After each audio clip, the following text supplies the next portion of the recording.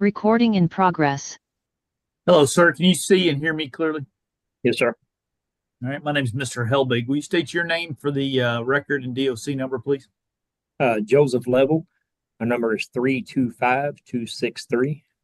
All right, Mr. Level. Again, I'm Mr. Helbig. On the screen is Mr. Dayglow and Miss Fields.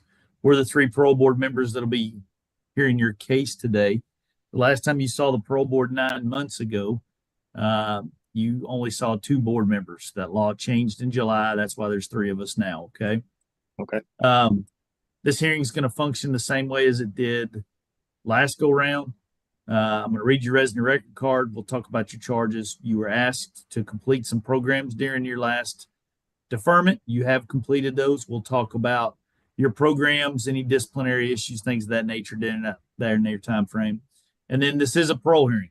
So we'll discuss if you were granted parole, where would you live? What would you do for a living, right? Yes, sir. Okay. It says here you have your GED. Is that correct? That is correct. Okay, so you should have no issues comprehending the conversation. However, if I or my colleagues say something you don't completely and thoroughly understand, make sure you stop us. We'll rephrase it. We want you treated fairly. We want to make sure you understand everything that's going on today, okay? Okay. All right. Also, we have multiple computer screens. I've got notes. I've got screens to look at. I'm not going to sit here and stare at my camera. Okay. Doesn't mean that I'm not paying intent and paying very close attention to what you're saying. I'm just not going to sit here and stare at you. My colleagues aren't either. So just know that we're paying attention. A lot of it is really, we know a whole lot about you, Mr. Level. So be truthful with us. Okay. If you don't tell us the truth, it's probably not going to go well for you, right? Okay. Yeah, I got you. Okay. All right. So I got Joseph M. Level, 46 years old, currently lodged at the Little Sandy Correctional Complex. You're in a medium custody status with a parole eligibility of 3 of 25. You have a 13-year sentence for assault third degree, police officer, probation officer, possession of controlled substance first degree, first offense, methamphetamine, tampering with physical evidence. Then you caught a criminal attempted murder, theft by unlawful taking over $10,000, possession of a handgun by a convicted felon, tampering with physical evidence, one endangerment in the first degree, receiving stolen property over $10,000, and possession and control of substance first degree, first offense, methamphetamine. You served 3 years, 11 months, 5 days. You have 3 years, 1 month, and 22 days remaining. You have no loss of good time and no detainers. Does that sound pretty accurate? Yes, sir. Okay.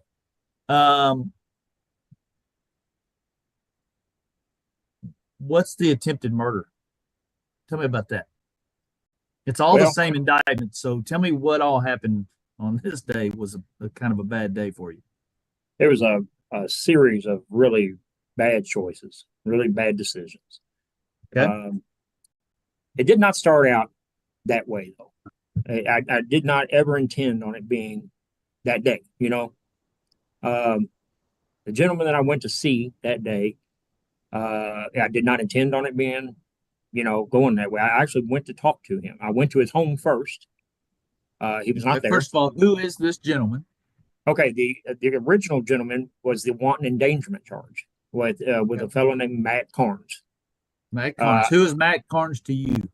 He began as a friend of mine in high school. Okay.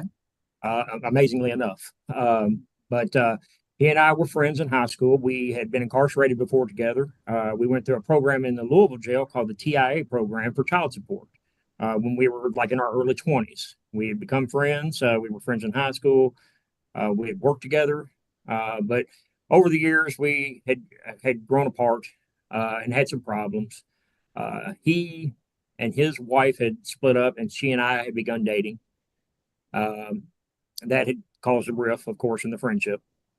But some problems had occurred. So over the years, we butted heads. So at this point, we were having problems, and I went to his home to kind of work things out. Rumors were going around, and we weren't really, it had not become violent at this point. I went to his house. He was not home. So I went to his mother's house. And when I got there, things escalated. They came out of the house, and at this point, I was already absconded from probation. But like I said, I did not want things to get violent. That was not my intention. So I left. He came out of the house yelling about, why are you here? Things like that. So I just pulled off. He lived on a horseshoe type street. I pulled around. He came out. He came out the backside of the house and was yelling things like that. So I kept on going. One thing led to another, and shots were fired. And instead of Okay, so hold on just a second. I'm gonna stop you. Yes, sir. Did you have a gun with you at this point? I did, and that's what I say. That was probably the biggest mistake I've ever made. Hold on. Yes, sir. That totally contradicts your conversation of I didn't want this to be violent. I understand that. You showed up. Right. Ready to go. Right? You strapped, locked and loaded. Here we go. I'm going to go confront this guy, but I know there's going to be a problem, so I'm going to take my gun. Right? Well, I understand what you're saying. Right. I do. And that's why I say that's why I left, because I did not want a problem. And as I left, that's what occurred. And instead of just leaving, I don't know why, I returned fire. He said he felt like things were. His sister lived around that area also, and he felt like I was threatening that family. So that's why things got to that point. And I should have, instead of returning fire, I should have just left. I should have never been there, to be honest with you. I should have never gone there. And I realized that. I should have handled the entire situation totally different. Let's see. Mr. Level, you're 46 years old, right? Yes.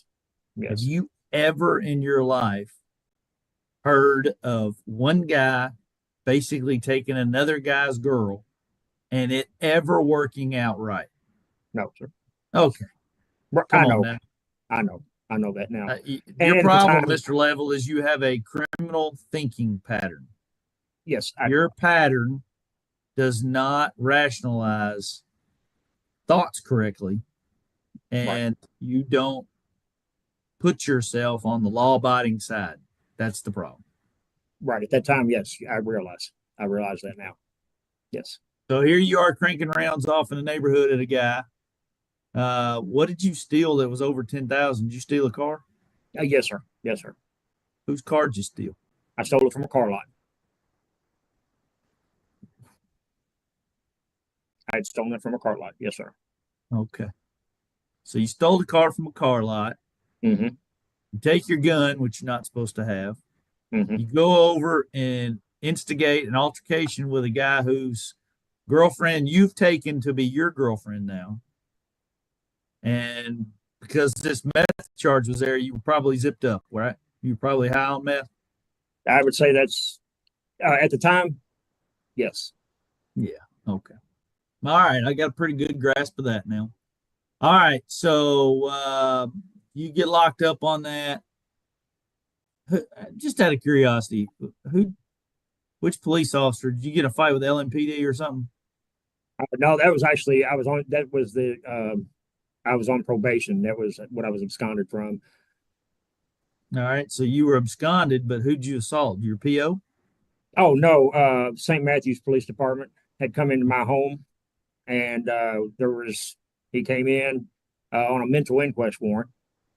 Okay. And there was an altercation in my home. Okay. So let's you brought that up. I was going to get to it here in a minute, but let's go on and jump to it. All right. You're a mental health level 2. Yes, sir. Tell me about your mental health. Well, while I was here, I sought the mental health department, and I was diagnosed as bipolar. And I now take Prozac 40 milligrams a day and Topamax 200 milligrams a day. Right. And it has definitely helped. That's keeping you under control? Most definitely. Most definitely. All right. Okay. So you're on you're locked up for this. You come for the parole board. 9 months ago, I believe Mr. Deglow here was on that board. You were deferred for 9 months, told to complete SAP, MRT Thinking for Good, and MRT Untangling Relationships. You have completed all 3 of those programs, as well as throwing in MRT Trauma. Yes, sir. Into that program. That's good. I want to give you all kinds of credit for that. That's good. You also had no disciplinary violations during Yes, that sir. 9-month period.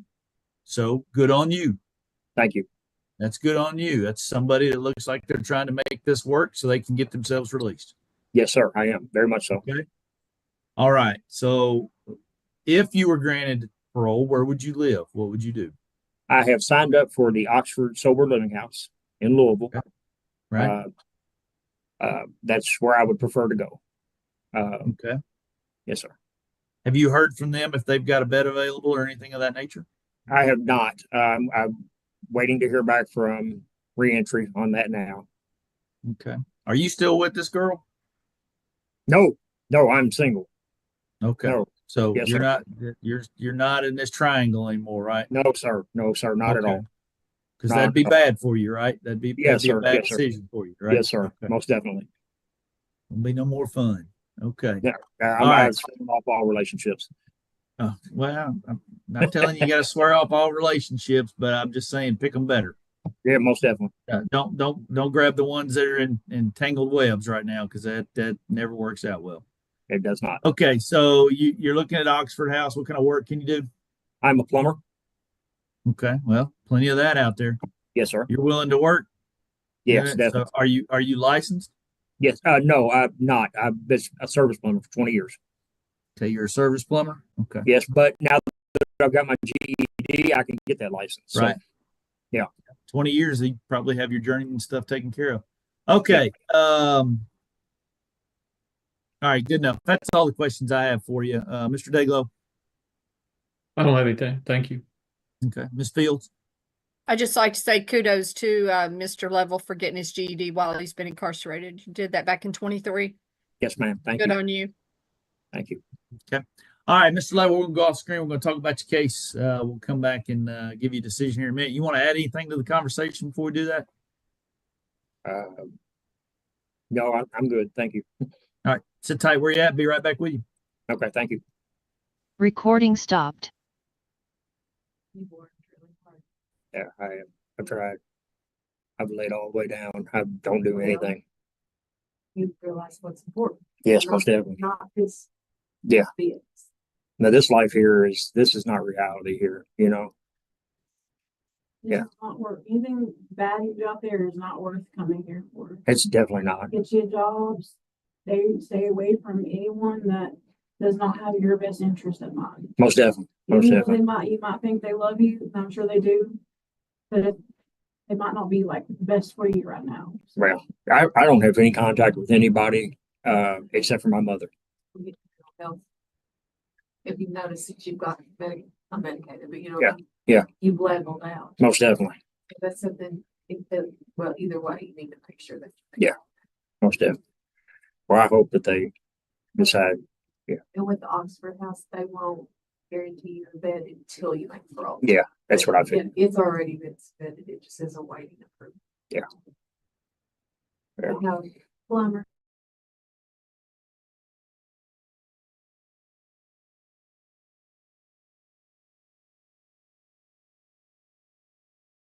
Recording in progress. Okay. Mr. Level, can you see and hear me again, sir? Yes, sir. All right. We're back on the record with Joseph M. Level 325-263. Mr. Level, the board's met. We've discussed your case. The running around with a gun scares us. I ain't gonna lie to you. You had a girl. You wanted to back him off you, and you were done. I'm gonna put an end to this. You went over and tracked him down, and bad things happen. Right?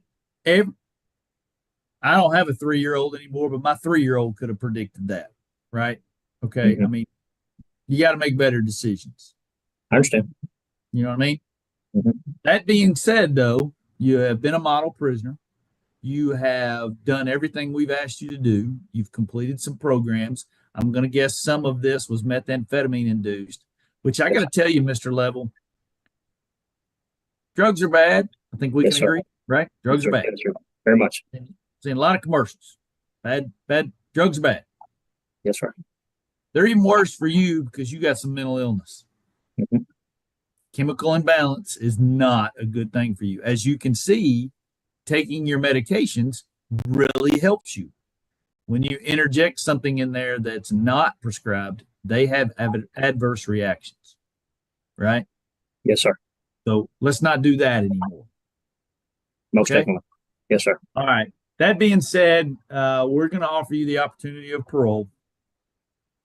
During that time frame, it's in your first rodeo. You understand how this works. Lots of rules. Yes, sir. Your PO should be your best friend. There ain't gonna be no more abscondings. Okay. We're giving you. I'll be honest with you. We're giving you a gift like you wouldn't believe because I don't normally give gifts for guys with guns. Mhm. I really don't. Okay. The only reason you're getting this is because you've done everything we've ever asked you to do. That's it. All right.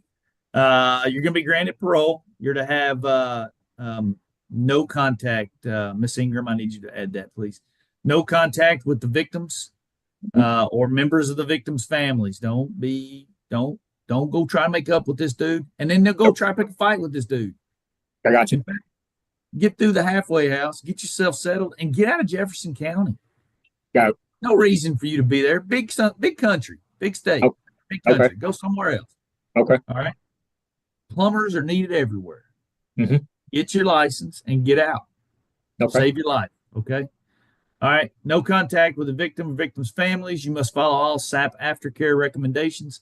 No use of alcohol. You must complete any program deemed necessary by the Division of Probation Parole, and you will seek a mental health assessment and follow all recommendations of that mental health professional, right? Okay. All right, Mr. Level. Good luck to you. Try not Thank you very not much. to come back in front of us, okay? Yes, sir. Thank you. Have a good day, Mr. Level. Don't go tell everybody over at Little Sandy you got parole. You know how that works. Yep. I got you. Thank you. Just wave at them in 2 months when it's time to go. All right. All right. Have a All good day, Mr. Level. You Good too. Thank you. luck. Thank you. Recording stopped.